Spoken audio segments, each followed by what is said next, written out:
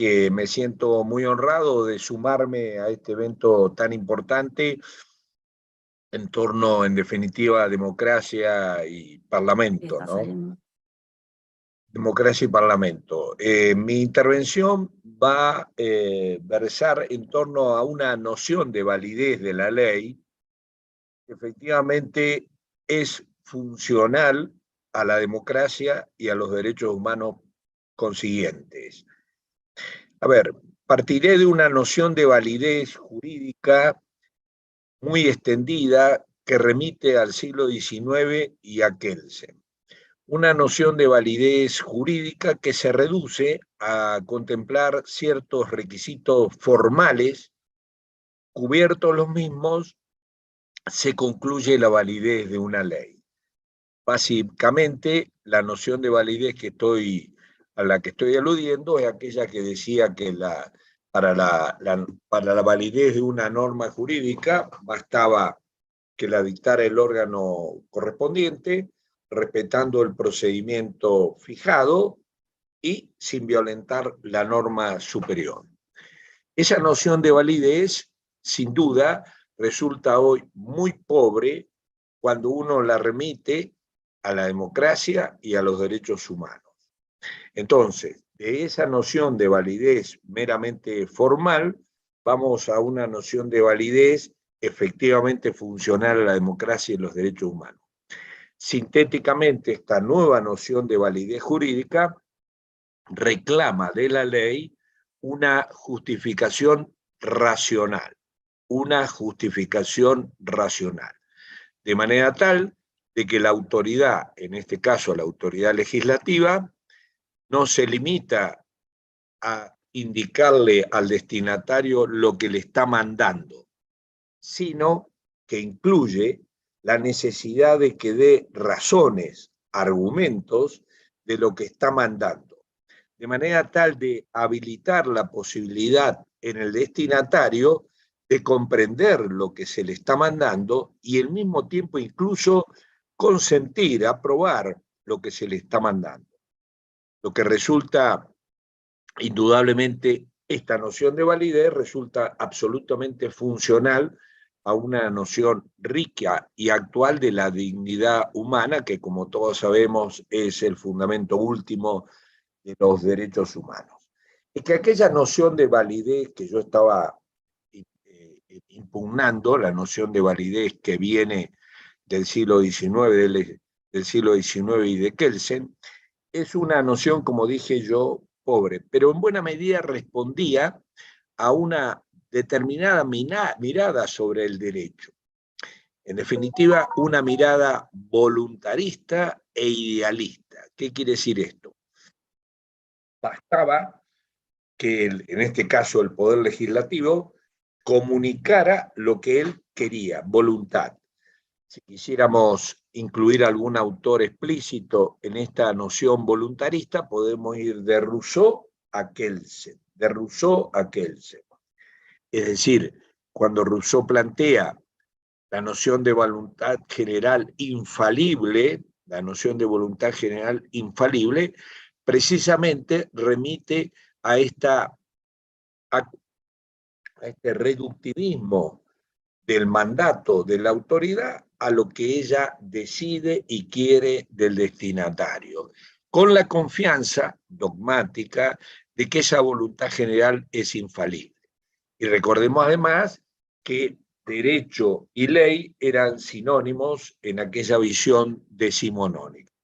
En Kelsen, el voluntarismo es también explícito y abarca la totalidad de las normas jurídicas, incluso hablando de las sentencias judiciales. Kelsen me dice que el acto de interpretación no es un acto de conocimiento, sino de voluntad, explícitamente. Esa es la noción que queremos impugnar, que responde, como digo, a un enclave de la creación del derecho circunscripto a la voluntad. Pero al mismo tiempo, esto era acompañado por una cierta visión idealista en términos nociológicos. Es decir, había una confianza que, sancionada, por ejemplo, la ley, la realidad se iba a acomodar a esa ley.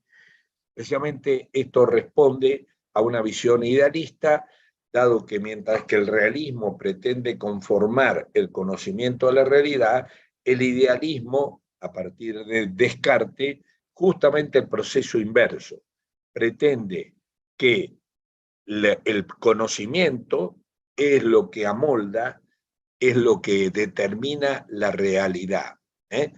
No es adecuatio intelecto rei, sino justamente el inverso proceso. Muy bien, vayamos ahora a la noción de validez que quiero recuperar, una noción de validez asociada a la justificación racional,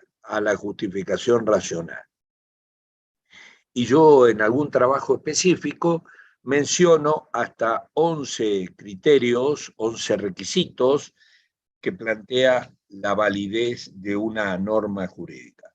Por supuesto, empecemos, que no hay ninguna duda que sigue valiendo aquel requisito del órgano, ¿no?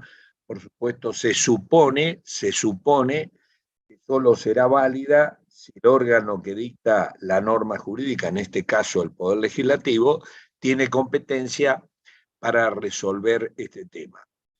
Esto que yo lo digo con relativa facilidad, en los estados de derecho contemporáneo está muy complicado, dado que sea aquella mirada simple de los tres poderes, como todos sabemos, hoy es tremendamente complicado, en particular por esa cantidad de órganos que de una manera, definiéndolas de una manera absolutamente incompleta, se habla de órganos extrapoderes, porque la definición negativa es la peor de las definiciones. Pero bueno, pensemos que el órgano sigue siendo un requisito. El segundo requisito es obviamente el procedimiento. Aunque acá yo insistiría que hay una visión en torno al procedimiento, en este caso el procedimiento legislativo, bastante pobre en la tradición. Más aún, la Corte Suprema ha validado esta noción, la Corte Suprema Argentina ha validado esta noción pobre, cuando sostiene que en definitiva que producida la votación del Parlamento ya no se puede impugnar y tampoco pueden ir a impugnar los legisladores que han perdido esa decisión parlamentaria. Sin embargo, me parece justamente que hay que recuperar el valor del procedimiento y en algún artículo que acabo de terminar, justamente reivindico esta necesidad de darle un valor central al procedimiento. Un procedimiento que ha sido diseñado, se supone de manera racional, y por ende la violación de ese procedimiento conllevará la invalidez de la norma respectiva. Esto, cuando lo asociamos a otro tipo de normas jurídicas, parece bastante evidente. Por ejemplo, una sentencia, más allá de su contenido, obtenida violando el procedimiento, seguramente nadie dudará acerca de su invalidez. También quizás resulte fácil comprender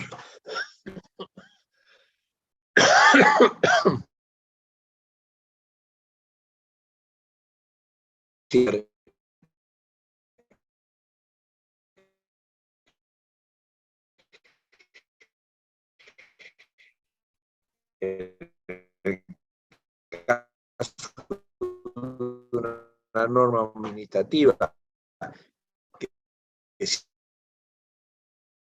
si se evaluadora del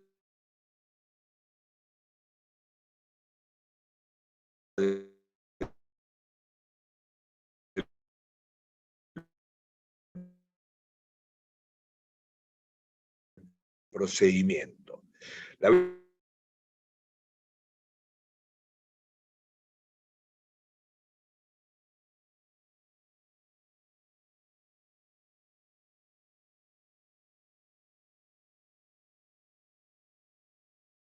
Doctor Vigo, lo hemos perdido. Por ahí la opción puede ser que apague la parece cámara. Que me fui de... A ver, ¿ahora me recuperaron? Ahora sí, ahora sí. Bueno, apago la cámara para ver si se fortalece la voz. Bueno, decía, con respecto al tercer requisito, el tema del requisito de una racionalidad sistémica, racionalidad orgánica, racionalidad procedimental, racionalidad sistémica. Acá, quizás lo novedoso, más allá de que es un requisito que conocíamos, es que hoy la visión del sistema jurídico, como sabemos, es una visión diferente a la noción que nos había aportado Kelsen, reducida a normas. Hoy sabemos que el sistema no solamente contiene normas, sino principios, valores, etc. Y hay sentencias de la Corte Suprema en varios casos en donde ha impugnado la validez de una determinada norma precisamente por violar en particular valores, principios, etc. Recuerdo la declaración de invalidez de una norma constitucional de la provincia argentina, de la provincia de Santa Fe, en donde justamente se estima que esa norma de la Constitución santafesina violenta los principios propios de la República. En particular, esa norma refería que los jueces perdíamos la estabilidad a una determinada edad, pero dejaba en manos del Ejecutivo a quien jubilaba y a quien no jubilaba. La Corte Suprema dispuso esa norma violenta, los principios de que no parece apropiado en orden a la independencia de los jueces, dejar en manos del Ejecutivo cuáles que han perdido requisitos que conocíamos. Y como he dicho, simplemente ratificarlos, pero con esta mirada enriquecida. El cuarto requisito es la cuestión novedosa de incluir para reclamar la validez de una ley lingüístico. A ver, es indudable que si de pronto cualquier autoridad ha ordenado algo, incluido por supuesto el Poder Legislativo, ha ordenado algo, incurriendo de la lógica, por ejemplo, porque afirma y niega, porque de pronto incurre en falacias, etcétera, etcétera, corresponde impugnar la validez de esa norma. Porque se supone que sin el respeto de la lógica se torna ininteligible lo que me está mandando. Por eso, esto de vuelta, cuando se trate de una norma judicial, seguramente no hay ningún problema de consentir este cuarto requisito del respeto a la lógica. Si se trata de una norma administrativa, probablemente también no haya resistencia a cuestionar la validez de esa norma. Pero con respecto a la ley, nos parece que de pronto puede haber cierta resistencia. Como he dicho, requisito lógico-lingüístico. El tema del lenguaje, Todos sabemos la relevancia que ha adquirido en el siglo XX, todo en la segunda mitad del siglo XX, el tema del lenguaje, la semiótica, o como se quiera llamar esa ciencia dedicada al estudio del lenguaje. Estoy en México y justamente ya hace unos años me tocó comentar una ley mexicana dirigida a un pueblo indígena en el estado de Oaxaca, y salió luego ese artículo salió en un librito que publicamos con Atienza, acá en México, en Porrúa, en la colección que dirige Eduardo Ferrer MacGregor, el juez de la Corte Interamericana de Derechos Humanos, donde justamente esa ley, en definitiva, fue declarada inválida, lo traduzco, fue declarada inválida, no eficaz, en definitiva, porque fue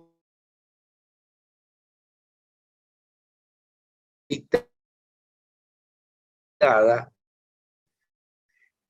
en el idioma castellano o español. Y estaba dirigida a un pueblo del TRIFE, del Tribunal Federal Electoral,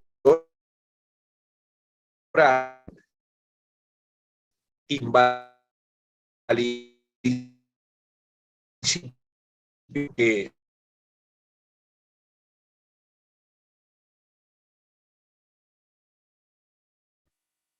surgió en buena medida con la Revolución Francesa,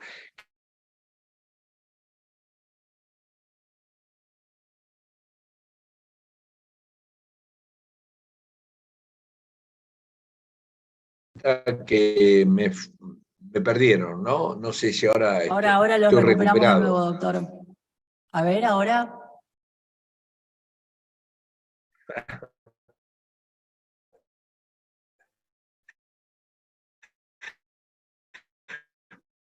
Hola, doctor, ¿me escucha?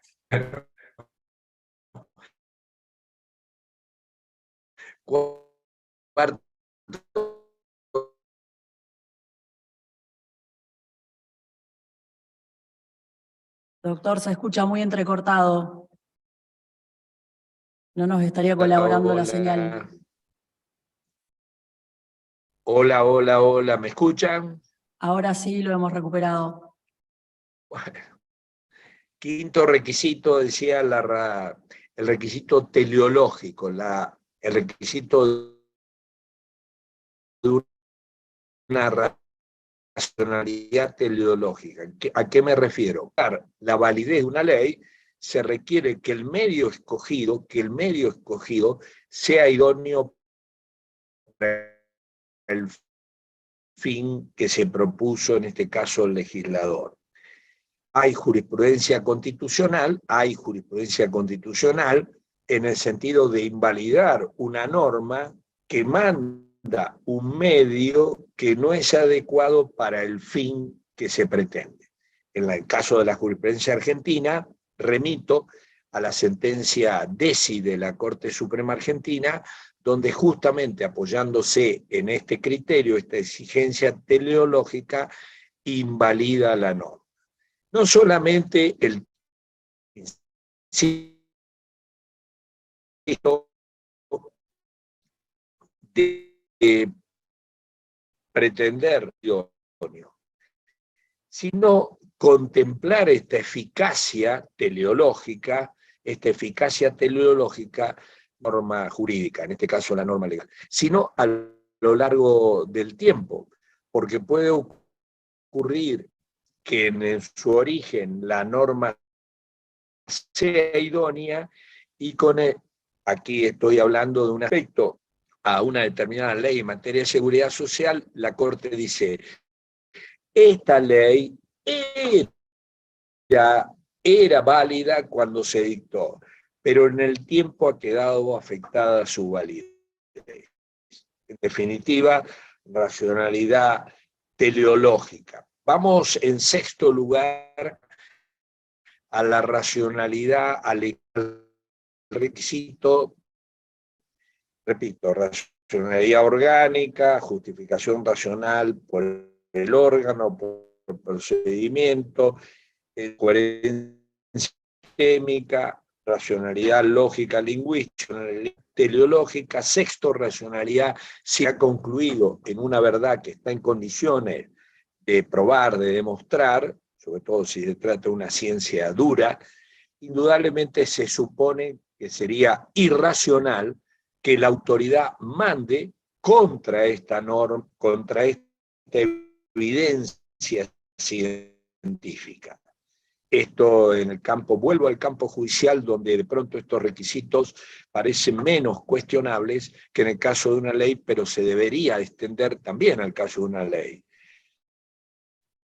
Hablando de sentencia. Por supuesto que un juez que, por ejemplo, en una demanda de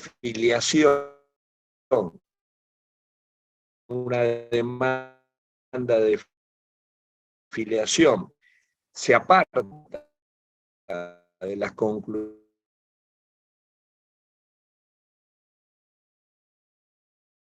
de informe de ADN para reconocer la filiación del demandado en filiación, atento que lo veo difundado. En una palabra, seguramente también una norma administrativa que de pronto se apoya contra verdades científicas demostradas, estaríamos, por supuesto, en condiciones de impugnar esa validez, y esto vale también para la ley, porque vuelvo a repetir, pretender la validez de una ley contra una evidencia científica es exigirle al destinatario que sea irracional. Y esto es indigno. Bien. Séptimo lugar, la racionalidad que podríamos llamar sociológica. Se supone que la ley y cualquier norma jurídica debe ser funcional, adaptada a la cultura, al ethos de esa sociedad.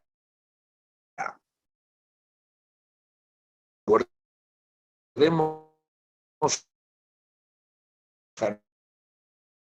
unos ejemplos históricos de violación de esta vestimenta del pueblo turco.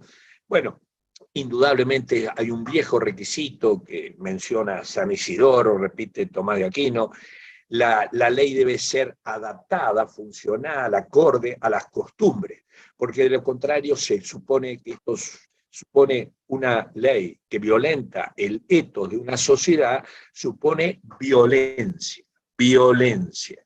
Exigirle, en fin, determinada vestimenta a un pueblo que obviamente no está acostumbrado ni cuenta con esa vestimenta, supone violar su dignidad, violándole su cultura, su ethos, etc. Paso rápidamente a la racionalidad al octavo. Por supuesto, también la Corte Suprema ha dicho reiteradamente, lo que resulta manifiestamente absurdo, irracional, podríamos decir también inmoral, la injusticia extrema no es derecho, recordemos la fórmula de Radbruch. Cuando nos encontramos la jurisprudencia, cuando aceptó el recurso de amparo, el recurso extraordinario por sentencia arbitraria, el abuso del derecho, la teoría de la lesión, la teoría de la imprevisión, en definitiva invalidó o en definitiva dejó de lado ciertas normas jurídicas, apelando a un argumento axiológico. Esto es disvalioso, injusto, en fin, irracional, también se puede decir, dado la posibilidad de asimilar racionalidad con moral, apoyándonos tanto en Aristóteles como en el mismo Kant. Entonces, le vamos a exigir, por supuesto, esto, que si la ley carece de este valor mínimo, no se trata de cualquier disvaliosidad, se trata de una disvaliosidad grave y evidente, no cualquier. El noveno lugar es la racionalidad, el requisito de la posibilidad. La ley ni ninguna norma puede exigir algo imposible. Por supuesto, esto también daría pie porque ya hay doctrina, recordemos a Lon Fuller, el tema este de la posibilidad. Sería absolutamente irracional que el legislador o cualquier autoridad pretenda que el destinatario cumpla algo imposible o algo inexorable. El décimo requisito es exigir, poner de relieve por parte del autor de la norma una cierta intención. Quizás sea este el requisito más discutible, pero recordaré aquí el famoso caso de la ley Banelco como una cuestión que suscita estos interrogantes. Cuando de pronto hay una cierta disonancia entre la intención. Si querés hablar, me parece que me querés decir algo. Sí, doctor, para recordarle que quedan 5 minutos de su exposición. De acuerdo, estoy terminando. La exigencia de cierta intencionalidad. Cuando hay una disonancia entre el acto y la intención, bueno, sin duda esto supone, sobre todo en un tiempo donde la autoridad padece de una crisis evidente, la autoridad tiene que hacer un gran esfuerzo por no despertar sospecha de lo que está decidiendo responde a una intencionalidad clara. No que haya una intencionalidad que se escribe presuntamente por parte de la sociedad. Terminaré señalando que todos estos requisitos, estos 10 requisitos anteriores, por supuesto que quien va a juzgar la validez de una ley, por ejemplo, en este caso, tiene que ver la gravedad de la ausencia, la gravedad de la falta de alguno de estos requisitos, porque puede ser peor el remedio que la enfermedad.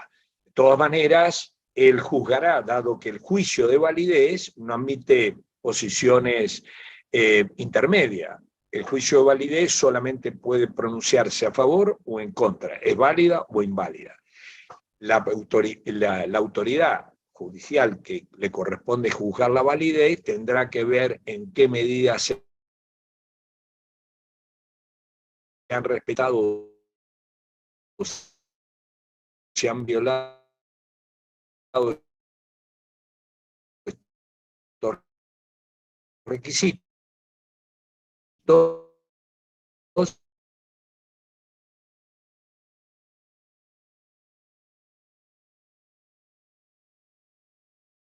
Doctor, lo perdimos.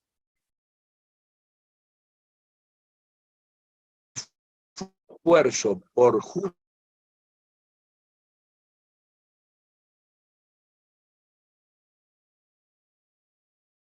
Doctor, ¿me escucha?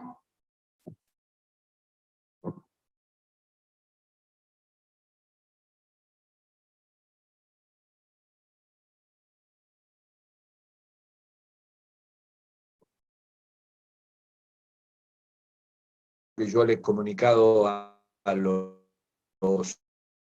organizadores que estoy en México, con 3 horas de diferencia en Argentina, con otros compromisos, por ende había avisado que después de mi intervención, si hay alguna pregunta, en fin, el espacio asignado a continuación, en el espacio asignado a continuación, yo estoy abierto, pero de lo contrario me voy a apartar del Zoom respectivo, como digo que tengo otras obligaciones. Quedo a disposición de los organizadores y vuelvo a agradecer la oportunidad.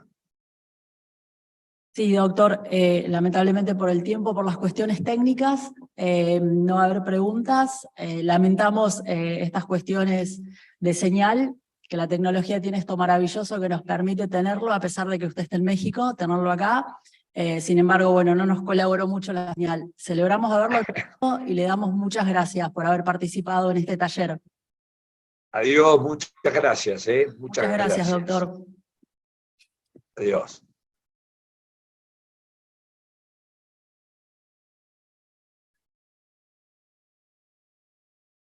Vamos a hacer un pequeño break ahora para resolver la cuestión. No, perfecto, perfecto. Seguimos con el taller.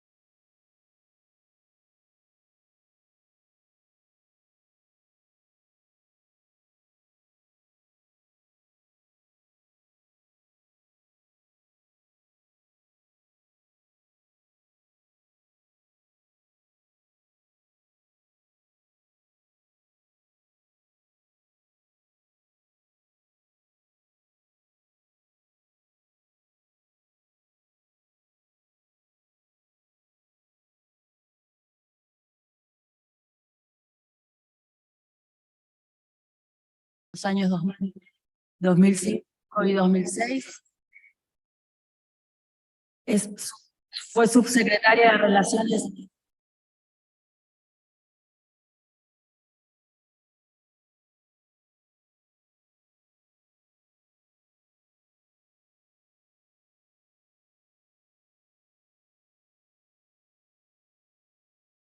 A ver ahora.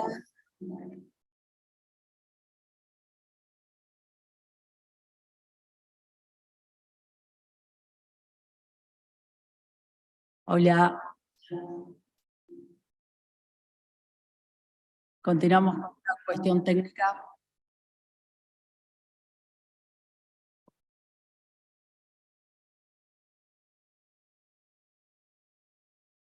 Ahora sí. ¿Estamos?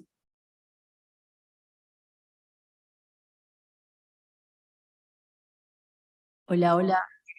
Continuamos con la presentación de Alejandra Rataz. Decíamos que es secretaria de Relaciones Parlamentarias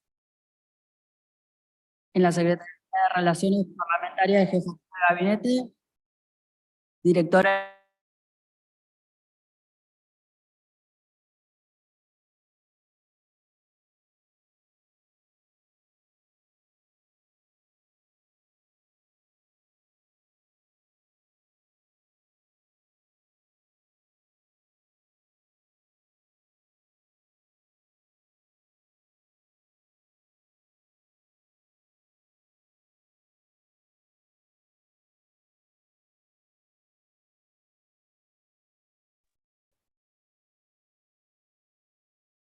Hola Alejandra, escuchamos. Hola, ¿me escuchás? ¿Me escuchan? Sí, te escuchamos, Alejandra. Porque yo no lo sé, no te escuché, Vanina, así que no sabía cuándo ingresar. Bueno, buenos días a todos. Gracias, Vanina, por la presentación, gracias a la universidad por la invitación, a Mariano Palacios, que siempre está tan atento a estos temas de la teoría de la legislación y me acompaña en muchos de los desafíos que tenemos por delante. Ha sido un placer escuchar al profesor muy querido y respetado Vigo, que me ha enseñado mucho de filosofía del derecho, y también un enorme placer conocer a Roberta, que la he leído en su tesis y que debo confesar que estoy muy de acuerdo con muchas de sus propuestas al final de la misma sobre cómo hay que modificar el funcionamiento parlamentario. Bueno, yo les voy a contar una historia, la historia de la teoría, la evolución de la técnica legislativa y la teoría de la legislación desde el advenimiento de la democracia en la Argentina. Hoy es un día especial porque es el día 14 de julio, el de la toma de la Bastilla, así que es un día de revolución, y un poco la idea que tenemos en la universidad y con Mariano es revolucionar pacíficamente y sin cortar cabezas el tema de la teoría de la legislación en la Argentina. En diciembre de 1983, cuando el doctor Alfonsín asumió el gobierno constitucional, hacía 7 años que el Parlamento en la Argentina estaba clausurado. Los nuevos legisladores y sus asesores tenían mayoritariamente muy poca experiencia parlamentaria. En las cámaras existían organismos como la Dirección de Información Parlamentaria, de Referencia Legislativa en la biblioteca, y también los cuerpos de taquígrafos, y funcionarios y agentes que habían permanecido durante el gobierno militar, en los cuales residía el conocimiento sobre el procedimiento parlamentario y las habilidades técnicas para redactar proyectos y dictámenes. Pero estos conocimientos eran conocimientos que se habían adquirido de manera empírica, era una gran cuestión de hábito, usos y costumbres. Con el transcurso del tiempo, la convivencia y el entendimiento recíproco entre funcionarios, legisladores, agentes, llegó a que pudieran empezar a intercambiar conocimientos. Y a partir de ahí, los nuevos, es decir, legisladores y asesores que se asomaban por primera vez a la actividad parlamentaria, comenzaron a adquirir conocimientos de procedimiento parlamentario y técnica legislativa. Pero al igual que a los funcionarios que los antecedieron, lo adquirieron de manera desordenada, asistemática, sin ningún tipo de documentación, o sea, o textos para consultar. En esa época, en la Argentina, no se enseñaba en las universidades, fundamentalmente las de Derecho y Ciencia Política, Técnica Legislativa, Derecho Parlamentario, y menos aún los juristas tenían en mente el desarrollo de una teoría de la legislación. La bibliografía argentina era escasísima y la internacional, que a partir de los años 50 había, digamos, tenía una gran producción en Europa fundamentalmente, no estaba en nuestras bibliotecas. ¿Qué se podía leer en ese momento? Se podía leer una vieja obra de Colmo del año 1927, Técnica del Código Civil Argentino. Se podía leer a Héctor Meehan en su Teoría y Técnica Legislativa, 50 años después, 1976, a Clavel Borrás, 10 años después, también sobre técnica legislativa, y en Derecho Parlamentario a Carlos María Videgain, y una obra muy interesante de Alberto Zarza Mensaque sobre la Argentina finisecular.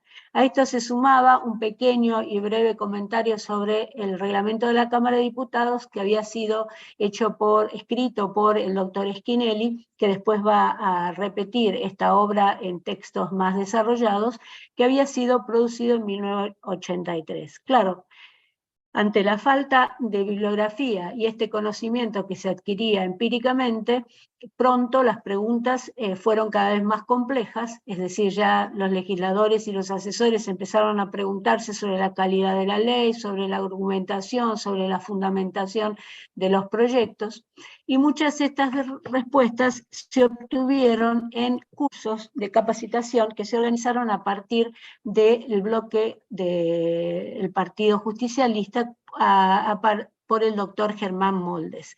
Gran parte del material de estos cursos se compiló luego en unos manuales de práctica parlamentaria que fueron editados en 1995 y 1999 dentro de las cámaras, en los cuales tuve el honor de poder participar. En los años 90 aparecieron algunas obras un poco más específicas, una de Humberto Quiroga Lavie, La Potestad Legislativa, que es una obra muy recomendable pero poco difundida, El Vocabulario Parlamentario, del doctor Ubertone, otro libro de mi autoría junto con los doctores Pérez Bourbon, Fermín Ubertone, Grosso, sobre técnica legislativa, y luego Derecho Parlamentario, del doctor Gentile, y más aquí, ya en los años 2021 y 2020, el libro de Schinnelli, como les contaba, sobre el reglamento de la Cámara, y el Derecho Procesal de Eduardo Menem. Lo interesante de toda esta producción de los años 90 tiene que ver con que es producida a partir de personas que o eran legisladores, como Menem y Gentile, uno senador y el otro diputado, o eran funcionarios como Bertone, como Schinnelli, como Grosso, o eran asesores parlamentarios. Luego aparece un grupo de publicaciones un poco más generales, como para entender el Congreso del doctor Pérez Bourbon, y un compendio de una serie de artículos de calidad legislativa que se hicieron inclusive con la participación de la Comisión Nacional de Energía Atómica, que elaborado por un instituto, el Instituto de Ciencia y Técnica Legislativa, que tuve el honor de presidir durante bastante tiempo. En cuanto a, sin embargo, no era suficiente, digamos, era poco, los juristas no se interesaban demasiado en esto si uno lo comparaba con el interés que se ponía en el procedimiento administrativo y el procedimiento judicial, pero tampoco era solo culpa de ellos, porque no teníamos trabajos de sociólogos ni tampoco de filósofos sobre el tema. Ahora, ¿qué pasaba? ¿Por qué no se avanzaba en los estudios legislativos? ¿Por qué nadie pensaba en elaborar un bagaje de conceptos, como decía Bulligin, para poder pensar mejor una teoría de la legislación? Se me ocurre que probablemente se trató por tres causas. Una de las causas fue la influencia que tuvo en la Argentina durante el siglo XIX las escuelas del derecho de exegética y de la teoría pura del derecho. Otra de las causas también fue la educación legal formalista que llevaron adelante en nuestras universidades, inclusive avanzados la época hasta la fecha, y también el otro tema que ya lo mencioné al principio, las sucesivas interrupciones que sufrieron las legislaturas. La escuela del exégesis, como algunos acordarán, apareció o se formó a partir de la interpretación de los códigos napoleónicos y consideraba la ley como la principal fuente del derecho, como algo opuesto. Entonces se estudiaba, digamos, la ley desde el momento de su sanción, no en el periodo anterior. Los docentes enseñaban los códigos, realmente se enseñaba. Está la célebre frase que no se enseñaba el derecho, sino se enseñaban códigos, y todo el sistema hacía que esa etapa previa que va desde la identificación de la demanda hasta la sanción, esa etapa prelegislativa, no era considerada que pertenecía al campo de la política y no tenía por lo tanto, necesidad que los juristas se ocuparan de su estudio. Es decir, nos olvidábamos de ese momento, como dice Gregorio Peces Barba, donde la política, ese momento impuro, donde la política se convierte en derecho. Ahora, paralelamente, mientras esto pasaba, en Francia aparecía François Genis con sus obras y cuestionaba este legalismo y formalismo. Interesante es que Colmos, en 1927, introduce a Genis dentro de la enseñanza en la facultad y le dedica a él el libro que les mencioné antes, o sea, el de técnica legislativa del Código Civil. Posteriormente, Werner Goldschmidt va a basarse en las obras de Genis para su teoría y va a marcar el pase, en estas obras, el pase de la escuela exegética a la escuela científica. A partir de 1935 se incorpora la teoría del derecho, la teoría pura del derecho a través de autores como docentes y autores como Ambrosio Gioja y Carlos Cosio, y esto se va a continuar en los autores de la escuela analítica, Genaro Carrió, Bulli, Alchurrón, Bernén. Entonces, la actividad comenzó siendo focalizada en la ley, nada del estudio previo a la sanción de la ley. Pero luego vienen, con el advenimiento de la democracia en 1983, grandes cambios que se van a consolidar en nuestra reforma constitucional de 1994. Lo que pasa es lo que hablaba el doctor Vigo, irrumpen los derechos los derechos humanos, la Corte se consolida como, se fortalece como custodio de la Constitución, y las organizaciones de la sociedad civil quieren empezar a participar a través de remedios legales o instrumentos legales en la formulación de las normas. Martín Bomer nos dice que en este momento comienza a politizarse el derecho. Es entonces cuando algunas universidades argentinas, a partir de 1994, empiezan a pensar en términos de ofrecer cursos de técnica legislativa y derecho parlamentario. Fíjense que estamos en 1994, cuando en el mundo desde 1950 existía toda esta oferta de cursos, material, autores y demás que se ocupaban. Estamos casi 40 años más tarde. La Universidad del Litoral, Santa Fe, es la primera que comienza un curso de técnica legislativa. Luego es destacable la Universidad de Buenos Aires, que crea la maestría, la primera maestría en teoría y práctica de la elaboración de normas, a cargo en primer momento del doctor Ciro Caldani y después actualmente del doctor Ubertone. Y también la Universidad Católica crea un posgrado llamado abogado especialista en informática jurídica y técnicas legislativas, y actualmente la Universidad Austral tiene una diplomatura. Sin embargo, y esto lo dice Atienza cuando visita la Argentina o visita la filosofía de la Argentina por segunda vez en el 2009, en el 2009 existía un predominio de la escuela, todavía aún en la enseñanza, de la escuela de la teoría pura del derecho, fundamentalmente la separación del derecho, la moral, y basado en en Kelsen principalmente. Estamos hablando de 2009. Bueno, la otra cuestión que les mencioné al principio, que podría explicar la falta de interés de juristas y académicos en el tema de la técnica legislativa y el derecho parlamentario, fueron las sucesivas irrupciones de los gobiernos de facto que impidieron el funcionamiento del Congreso y las legislaturas provinciales en 6 oportunidades, totalizando una cantidad de 25 años, durante los cuales no tuvimos legislatura. Si no había legislaturas, no había legisladores, no había asesores, no había para quién producir material, salvo algunos técnicos específicos en el Ejecutivo, ya que la legislación provenía del Ejecutivo, y por lo tanto esto significó un desprestigio de las instituciones, desconfianza en los representantes y fundamentalmente una desprofesionalización interna.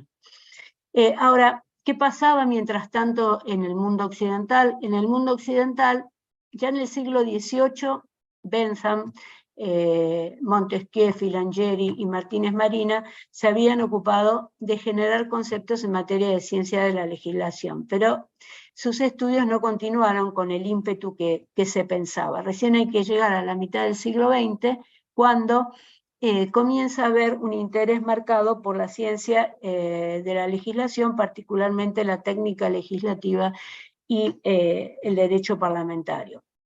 Esto se debe a que se empieza a hablar de una crisis de la ley, porque la ley deja de ser tan abstracta, deja de ser tan general, se inicia su mayoría en el Poder Ejecutivo, hay una proliferación de normas, hay una hiperlegislación. Entonces se piensa que mirándolo desde la calidad técnica se puede comenzar a resolver este problema. Esta crisis, Liborio Hierro la sintetiza diciendo que había una diversificación de competencias entre lo federal y lo nacional, también una serie de derechos y de jurisdicciones que se dan en el campo internacional y que afectan, en nuestro caso, al ciudadano argentino. Una variedad de normas, aparecen las leyes bases, las leyes programas. Todas estas leyes es interesante saber que están en la Constitución de San Luis y que están muy bien descritas en el libro que les comenté de la potestad legislativa de Humberto Quiroga Lavie. Bueno, vuelvo, y esta crisis implicaba también una preeminencia de los principios y una preeminencia de la Constitución, su carácter operativo. Es decir, que la ley ya pierde ese carácter que tenía de única fuente del derecho, hay una multiplicidad de fuentes, un diálogo entre las fuentes, se habla de un sistema dialógico de fuentes y entonces es necesario, digamos, pensar en mirar la ley desde otro lugar. ¿Qué pasaba en la legislación argentina? En la legislación argentina pasaba lo mismo, o sea, había el mismo problema de crisis, pero todos los estudios y toda la enseñanza en materia de legislación se concentraba en lo que nosotros llamamos la técnica legislativa, tanto en sus aspectos internos, que es lo que hace al texto normativo en sí mismo, sería la racionalidad jurídica formal y la racionalidad lingüística, como en cuanto a lo que nosotros denominamos, aunque al doctor Atienza mucho no le gusta, la técnica legislativa externa, que es lo que hace el procedimiento parlamentario, sistemas de asesoramiento y demás. Pero no había una elaboración en materia de teoría de la legislación, salvo 2 obras majestuosas, pero que no son digamos, materia de lectura común en los ámbitos parlamentarios, que son la jurística normológica de Werner Goldschmidt, que está dentro de su libro La teoría materialista del derecho. Werner considera que el derecho está formado por hechos, por normas y valores, y desarrolla toda una teoría acerca de las normas. Y luego la Normative System, la gigantesca obra de Alchurrón y Bulligin. Pero como les digo, estas 2 obras de teoría de la legislación no estaban inmersas o no estaban dentro de los libros comunes que se veían en ámbitos parlamentarios. Queda mucho, queda todo por hacer en materia. ¿Cómo? Te interrumpo un ratito para recordarte que te quedan 5 minutos. Sí, estoy terminando. Queda entonces mucho por hacer, mucho por delante, para hablar sobre temas de teoría de legislación y construir este bagaje de conceptos que le permita a nuestros legisladores, funcionarios y asesores pensar mejor el derecho. Por último, les digo, y con esto voy cerrando, de que para poder encarar este bagaje de conceptos y desarrollarlo, les propongo pensar el procedimiento parlamentario, el procedimiento de formación y sanción de las leyes, como un proceso de naturaleza política y técnico-jurídica, dividido en 3 etapas: la etapa de la iniciativa, la etapa del tratamiento en comisión y de la sanción, donde fundamentalmente en todas las etapas debe valorarse el contenido a la luz del complejo axiológico que marcaba Guido, que constituyen la Constitución y el derecho internacional de los derechos humanos. Pensar que es un proceso que se nutre con normas constitucionales, legales, reglamentos, usos y costumbres, que requiere de la participación de muchos sujetos, funcionarios, legisladores, asesores, la sociedad civil, que requiere también de saberes científicos diversos y fundamentalmente ciencias auxiliares como la informática, como la teoría de las decisiones, etc. Estudiar todo este proceso prelegislativo hasta la sanción de la norma es lo que nos debemos, estudiarlo a la luz de los aspectos normológicos, sociológicos y diquelógicos, a efectos de poder desarrollar una teoría de la legislación desde nuestro país o colaborar con quienes están trabajando este tema en Europa y, por supuesto, en Brasil con Roberta y demás. Bueno, muchísimas gracias.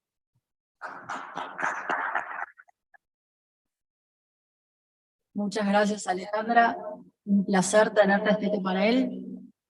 Y vamos a continuar con la siguiente expositora, Roberta. ¿Estás ahí? Sí. Perfecto. Roberta Simões Nascimento es profesora adjunta de la Universidad de Brasilia, aprobada en la primera posición en el concurso en el año 2020. Es abogada en el Senado Federal de Brasil desde el año 2009.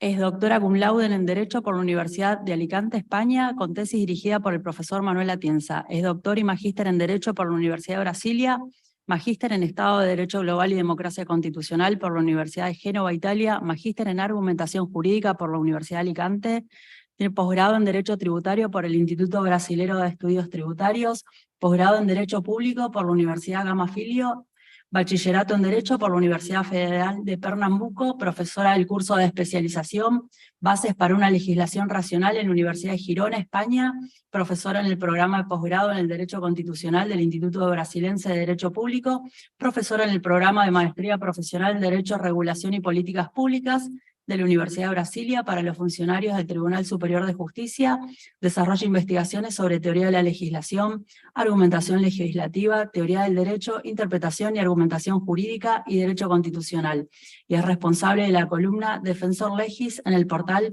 j.info, donde escribe sobre temas jurídicos. Te escuchamos, Roberta.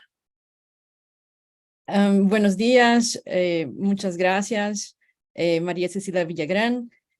Quiero agradecer muy vivamente a la organización de este evento y agradezco especialmente a la persona de Mariano Palacios por haberme invitado a formar parte de este selecto grupo de juristas que han venido a este segundo taller internacional de académicos y parlamentarios.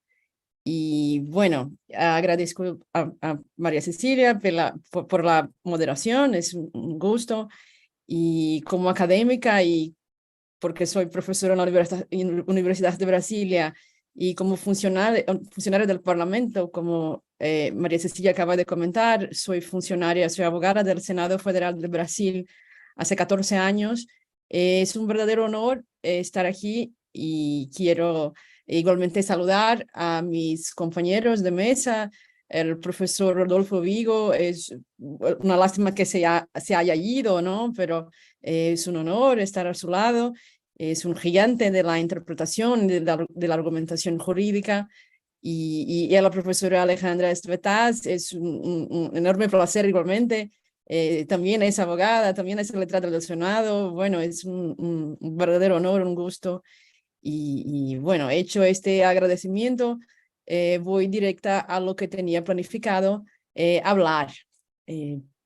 Mariano me comentaba cuando me invitó que esta mesa titulada Democracia y Teoría de la Legislación Y ese tema retoma precisamente el tema de mi tesis doctoral, y aprovecho para agradecer muchísimo a la profesora Alejandra que haya leído la tesis, que de hecho fue dirigida por el profesor Manuel Atienza en la Universidad de Alicante.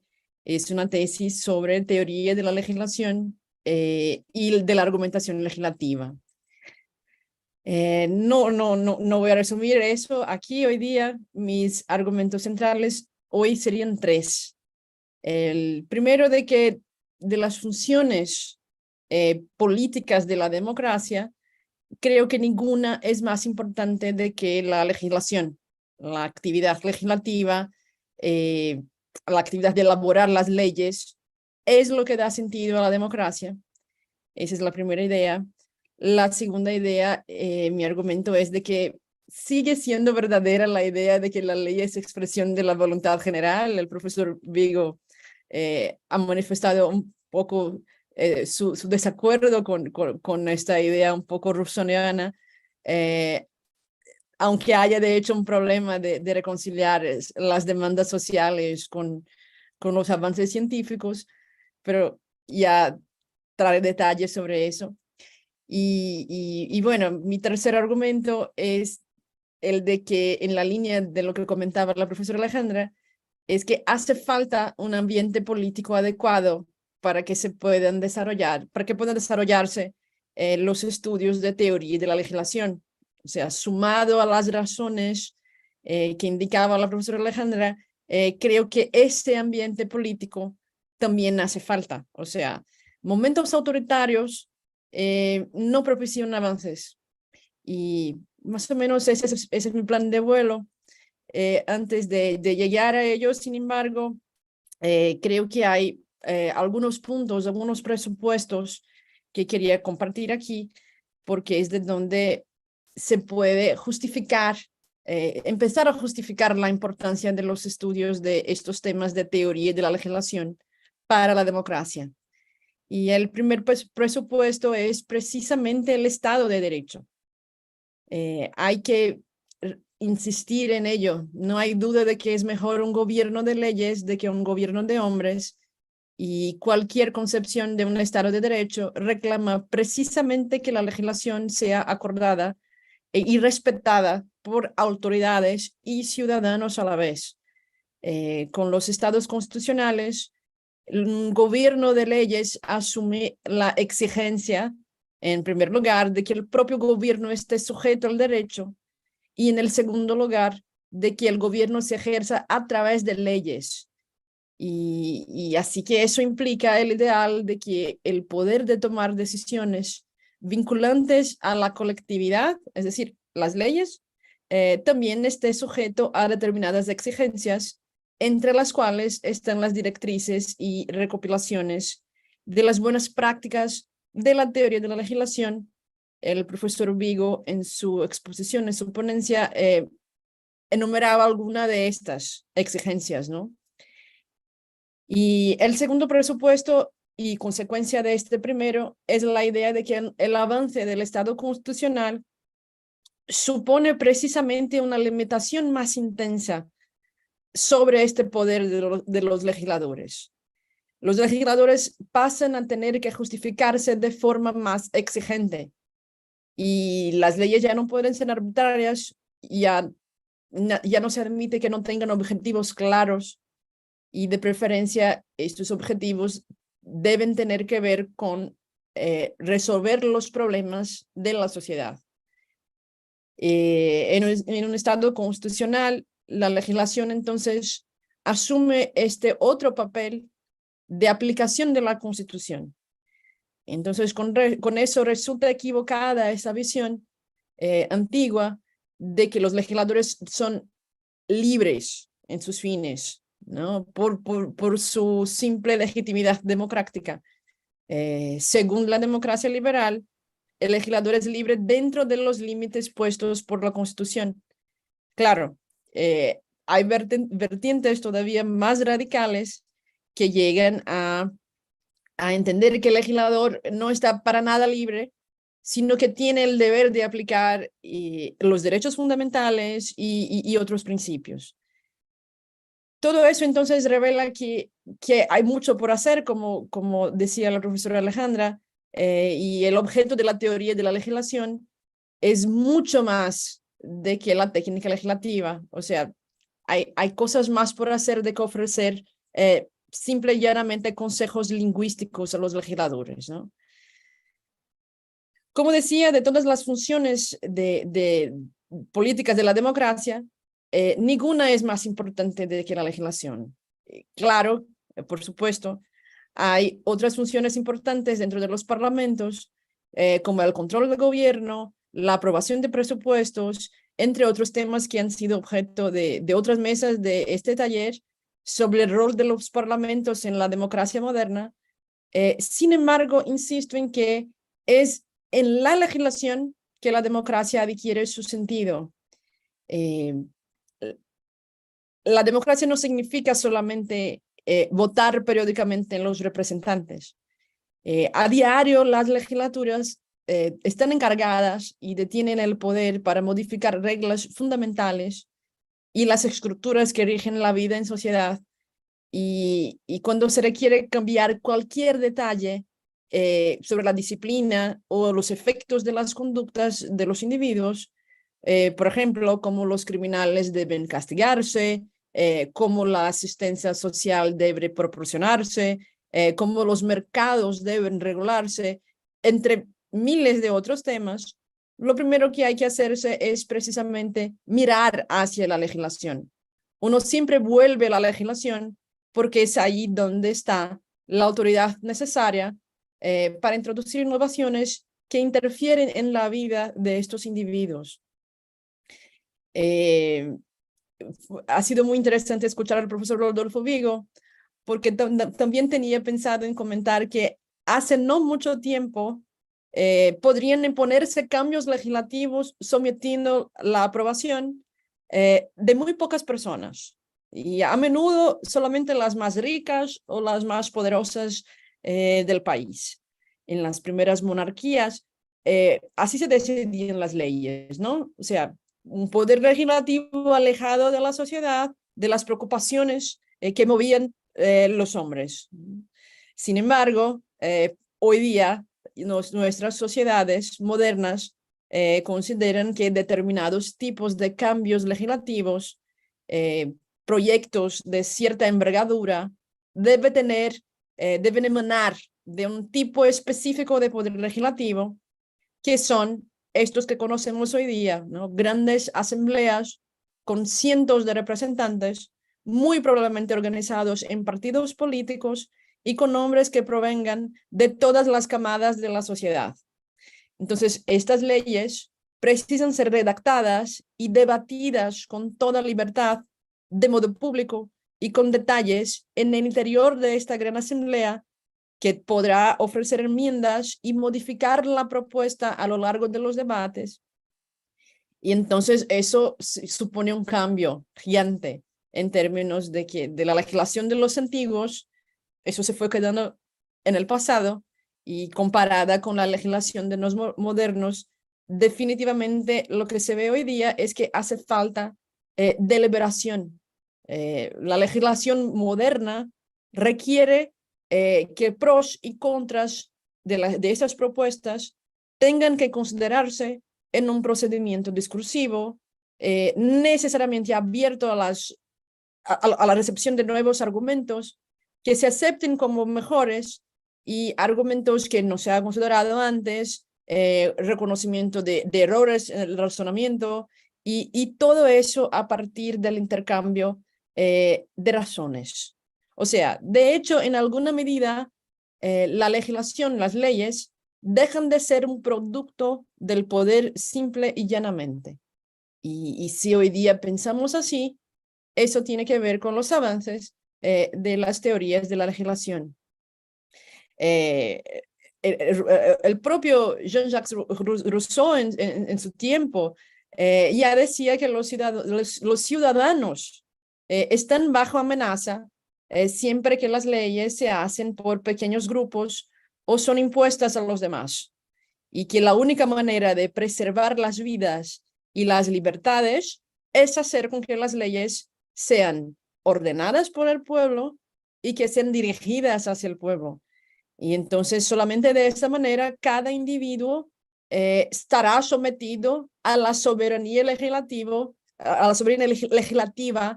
de que uno mismo es el elemento indispensable. O sea, las instituciones colectivas que hoy llamamos parlamentos están a servicio del pueblo, ¿no? Y por eso la ley entonces es el elemento clave de la democracia, ¿no?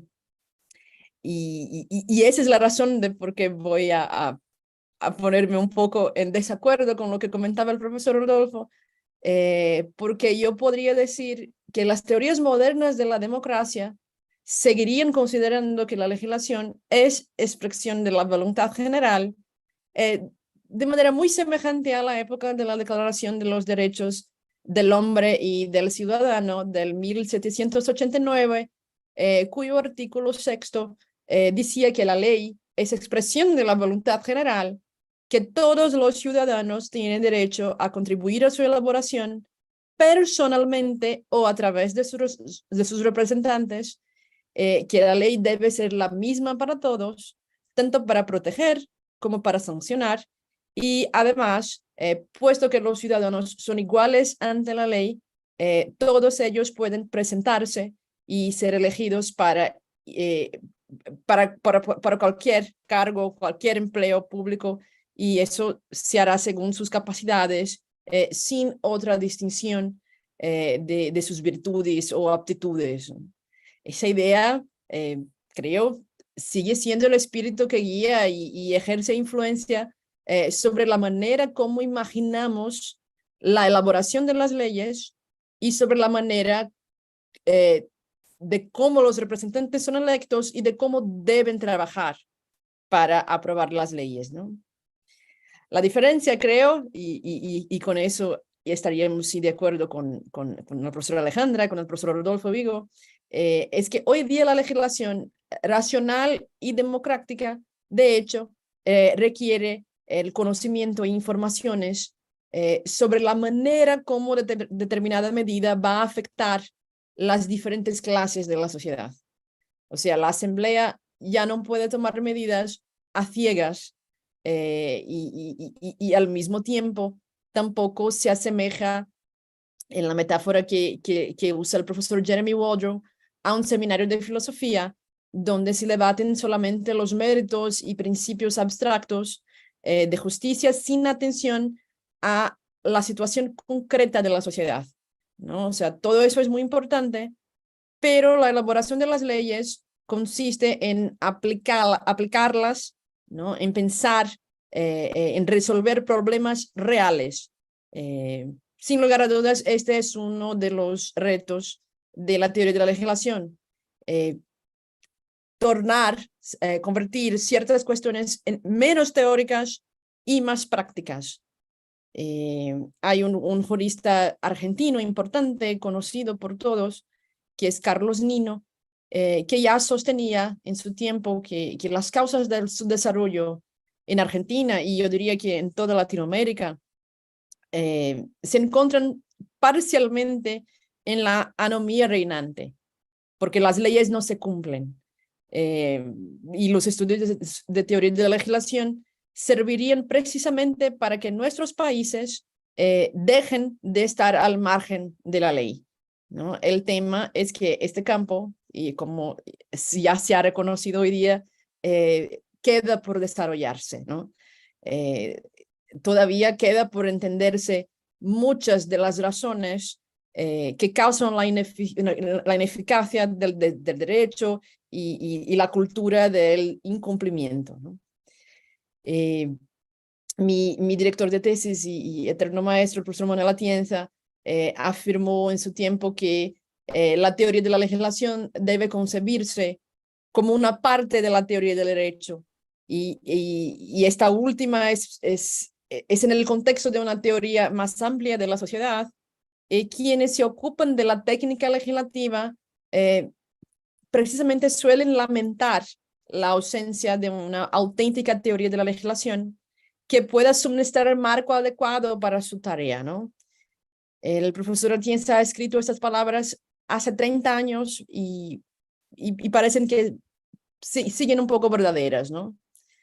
He leído el artículo de la profesora María Alejandra Svetaz y Mariano Palacios, muy amablemente que me fue enviado por Mariano, dando cuenta del estado del arte de la teoría de la legislación en Argentina, y los autores afirman que se ha dado una incipiente actividad académica, ¿no? La profesora Alejandra insistía en ello en su ponencia ahorita.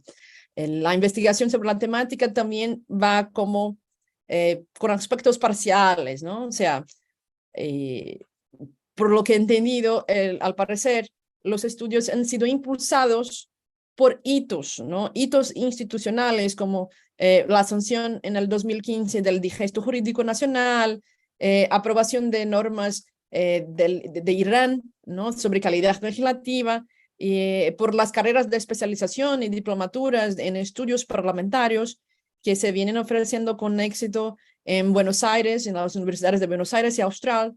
O sea, es el panorama, me parece, es prometedor. O sea, hay avances, ¿no? Y en Argentina al menos. Entre otras consideraciones muy lúcidas que he podido leer en este artículo, que está publicado en la revista de Derecho de la Universidad Austral, los autores hacen una crítica a la diversidad de nombres dados a los estudios sobre legislación, y de hecho ese es un problema, ¿no? Teoría de la legislación, legisprudencia, técnica legislativa, proceso legislativo en un sentido muy amplio, argumentación legislativa, y ni siempre, ¿no? Si se pueden precisar los alcances de cada término y los modelos teóricos asociados, y eso genera naturalmente confusiones conceptuales y temáticas, y eso es verdadero, ¿no? Otro comentario. Alejandra, nos quedan 5 minutos. Muy bien, muy bien. Gracias, Cecilia. Y otro comentario importante tiene que ver con eso, con que los trabajos de los juristas han versado principalmente sobre el proceso de formación de las leyes, con abstracción de otros aspectos que informan el contenido, finalidad y eficacia, ¿no? Sobre eso lo que puedo añadir es que el escenario argentino es semejante al brasileño. En Brasil tampoco existe una tradición doctrinal de estudios de legislación. Aunque la afirmación pueda parecer radical, es la realidad. Hay escasas publicaciones sobre técnica legislativa y con años de distancia entre una y otra, y predominan también una visión formal y un planteamiento como técnicas meramente auxiliares, ¿no? O sea, no se llega a crear propiamente un movimiento que incentive el avance de estudios en teoría de la legislación orientada a aspectos más materiales, y tampoco se desarrolla una línea de pensamiento nacional sobre el tema, ¿no?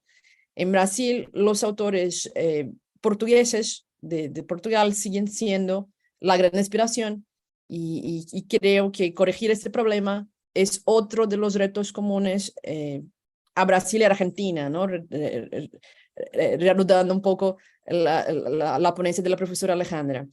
De modo parecido a lo que ha pasado en Argentina, los principales estudios sobre técnica legislativa solo surgieron tras una serie de marcos institucionales que pretendían fortalecer la técnica legislativa y cuyo origen se situaba en la propia administración pública, ¿no? Orientados a concretar el Estado democrático establecido en la Constitución del 88.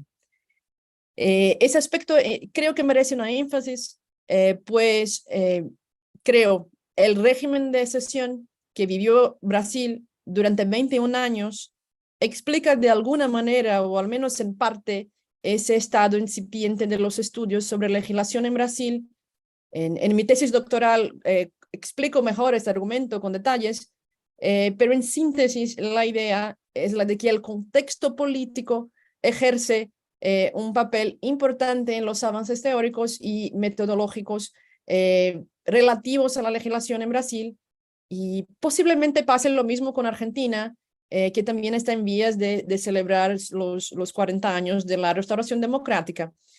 En Brasil, solo con el restablecimiento de la plenitud de los poderes legislativos por el Congreso Nacional, se dio una coyuntura adecuada para tratar del tema de la elaboración normativa con libertad y con más minuciosidad. Y un hecho muy importante ha sido la aprobación de la Constitución de 1988, que ha insertado un artículo cuyo parágrafo único determina que la elaboración, la redacción, la modificación y la refundición de las leyes fueron reglamentados por una ley complementaria, ¿no? Equivalente a las leyes orgánicas en los otros ordenamientos. O sea, la inclusión de esa disposición tenía el propósito claro de imponer un desarrollo de logística, de teoría de la legislación, de técnica legislativa, precisamente para lograr un perfeccionamiento de la calidad de las leyes, ¿no? Esa ley, sin embargo, se ha tardado 10 años, solamente fue promulgada en el 1998, es la ley complementaria 95, que regula la elaboración, redacción, modificación y refundición de las leyes. Está reglamentada por un decreto actualmente de 2017, y eso ha representado un hito en la organización del proceso y la técnica legislativa brasileños, y un avance muy importante en la actividad legislativa por aquí, porque ha uniformizado las prácticas, ¿no? Hay otros marcos institucionales que ya no voy a seguir planteando por cuestiones de tiempo, pero aquí tengo en mi guión listados, y la idea es insistir en este tercer argumento que ponía, ¿no? La consolidación democrática es el escenario necesario para que el tema de la legislación deje de ser una preocupación solamente de la acción gubernamental, ¿no? O sea, los parlamentos precisan funcionar libremente para que su labor pueda ser examinada por académicos con seriedad, ¿no? Cuando el propio poder legislativo no es capaz de actuar, la democracia va mal, y por ende la academia suele ir por el mismo camino, ¿no? Entonces, las teorías de la legislación que están preocupadas en mejorar las prácticas, se supone que haya este trabajo legislativo en concreto, pues ese es el substrato que los académicos usan para mapear peculiaridades y dificultades, y sin eso no se puede, ¿no? Entonces, ya caminando para la conclusión, yo podría seguir hablando aquí por muchas horas por la conexión, ¿no?, entre democracia y teoría de la legislación, pero con ese espacio creo que he tenido, ha sido posible comprender las tres ideas centrales que quería plantear, que es la legislación es la función pública más importante de la democracia, y para, ¿no?, la democracia. La idea de que las leyes son expresión de la voluntad general es un componente importante, ¿no? Por más que haya un desafío en reconciliar voluntad democrática y racionalidad científica, ¿no? Hay que tener un balance de las dos cosas, y precisamente por esa íntima relación que existe entre democracia y legislación, hace falta un ambiente político adecuado para que puedan desarrollarse los estudios de teoría de la legislación. Con eso yo termino, ¿no?, lo que tenía planeado hablar, pero no sin antes agradecer otra vez por la invitación, por la oportunidad, y devuelvo la palabra y quedo atenta a los comentarios enseguida. Muchas gracias.